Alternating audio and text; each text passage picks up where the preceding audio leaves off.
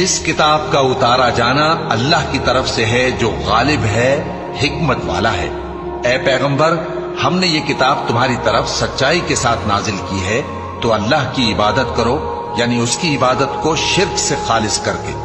دیکھو، خالص عبادت اللہ ہی کے لیے زیبا ہے، اور جن لوگوں نے اس کے سوا اور دوست بنائے ہیں وہ کہتے ہیں کہ ہم ان کو اس لیے پوجتے ہیں کہ وہ ہم کو اللہ کا مقرب بنا دیں۔ تو جن باتوں میں یہ اختلاف کرتے ہیں اللہ ان میں ان کا فیصلہ کر دے گا۔ بے شک اللہ اس شخص کو جو جھوٹا ناشکرا ہے ہدایت نہیں دیتا۔ اگر اللہ کسی کو اپنا بیٹا بنانا چاہتا تو اپنی مخلوق میں سے جس کو چاہتا منتخب کر لیتا۔ وہ پاک ہے، وہی ہے اللہ جو اکیلا ہے، بڑا زبردست ہے۔ اسی نے آسمانوں اور زمین کو تدبیر کے ساتھ پیدا کیا ہے، اور وہی رات کو دن پر لپیٹتا اور دن کو رات پر لپیٹتا ہے، اور اسی نے سورج اور چاند کو کام میں لگا رکھا ہے، سب ایک وقت مقرر تک چلتے رہیں گے۔ دیکھو، وہی یہ کتاب روشن کی آیتیں ہیں۔ اے پیغمبر، ہم تمہیں موسیٰ اور فرعون کے کچھ حالات مومن لوگوں کے سنانے کے لیے صحیح صحیح سناتے ہیں کہ فرعون نے ملک میں سر اٹھا رکھا تھا اور وہاں کے باشندوں کو گروہ گروہ بنا رکھا تھا۔ ان میں سے ایک گروہ کو یہاں تک کمزور کر دیا تھا کہ ان کے بیٹوں کو ذبح کر ڈالتا اور ان کی لڑکیوں کو زندہ رہنے دیتا۔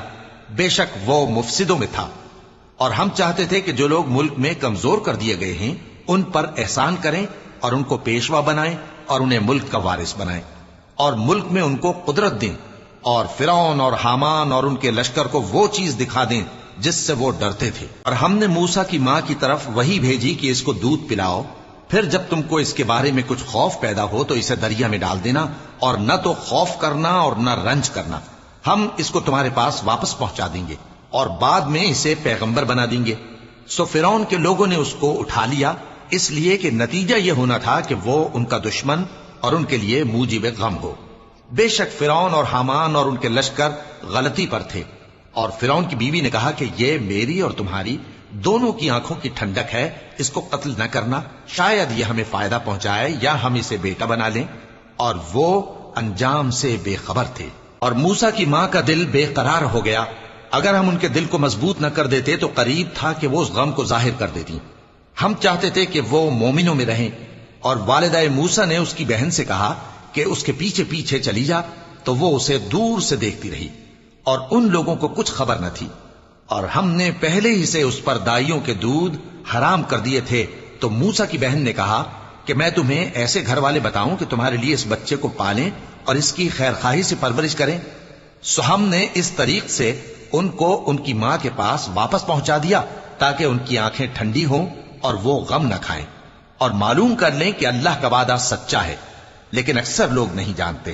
اور جب موسیٰ جوانی کو پہنچے اور بھرپور جوان ہو گئے تو ہم نے ان کو حکمت اور علم عنایت کیا، اور ہم نیکوکاروں کو ایسا ہی بدلہ دیا کرتے ہیں۔ اور وہ ایسے وقت شہر میں داخل ہوئے کہ وہاں کے باشندے بے خبر ہو رہے تھے، تو دیکھا کہ وہاں دو شخص لڑ رہے تھے، ایک تو موسیٰ کی قوم کا ہے اور دوسرا ان کے دشمنوں میں سے۔ تو جو شخص ان کی قوم میں سے تھا اس نے دوسرے شخص کے مقابلے میں جو موسیٰ کے دشمنوں میں سے تھا مدد طلب کی، تو موسیٰ نے اس کو مکہ مارا اور اس کا کام تمام کر دیا۔ کہنے لگے کہ یہ تو شیطانی کام ہوا، بے شک وہ انسان کا دشمن ہے، کھلا بہکانے والا ہے۔ بولے کہ اے پروردگار، میں نے اپنے آپ پر ظلم کیا، سو تو مجھے بخش دے، تو اللہ نے ان کو بخش دیا۔ بے شک وہ اپنے پروردگار کا نام لے کر پڑھو جس نے تمام کائنات کو پیدا کیا، جس نے انسان کو خون کی پھٹکی سے بنایا۔ پڑھو، اور تمہارا پروردگار بڑا کریم ہے، جس نے قلم کے ذریعے سے علم سکھایا اور انسان کو وہ باتیں سکھائیں جن کا اس کو علم نہ تھا، مگر انسان سرکش ہو جاتا ہے اس بنا پر کہ وہ اپنے آپ کو بے نیاز سمجھتا ہے۔ کچھ شک نہیں کہ سب کو تمہارے پروردگار ہی کی طرف لوٹ کر جانا ہے۔ کیا تم نے اس شخص کو دیکھا جو منع کرتا ہے، یعنی ایک بندے کو جب وہ نماز پڑھنے لگتا ہے؟ بھلا دیکھو تو اگر یہ راہ راست پر ہو یا پرہیزگاری کا حکم کرے تو منع کرنا کیسا؟ تو اس کا انجام کیا ہوگا؟ ذرا دیکھو تو اگر اس نے دین حق کو جھٹلایا اور اس سے منہ موڑا، کیا اس کو معلوم نہیں کہ اللہ دیکھ رہا ہے؟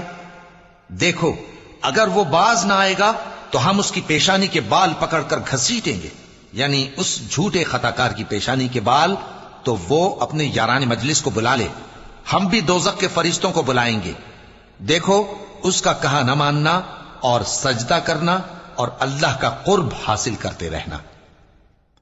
چونکہ آیت سجدہ تلاوت کی گئی ہے، لہذا سامع جو بڑا مہربان نہایت رحم والا ہے، سورج کی قسم اور اس کی دھوپ کی، اور چاند کی جب وہ اس کے پیچھے چلے، اور دن کی جب وہ اسے روشن کر دے، اور رات کی جب وہ اسے چھپا لے، اور آسمان کی اور اس ذات کی جس نے اسے بنایا، اور زمین کی اور اس ذات کی جس نے اسے پھیلایا، اور نفس انسانی کی اور اس کی جس نے اسے درست کر کے بنایا، پھر اس کو بدکاری سے بچنے اور پرہیزگار بننے کی سمجھ دی کہ جس نے اپنے نفس کو پاک رکھا وہ مراد کو پہنچا، اور جس نے اسے خاک میں ملایا وہ نامراد رہا۔ قوم سمود نے اپنی سرکشی کے سبب پیغمبر کو جھٹلایا۔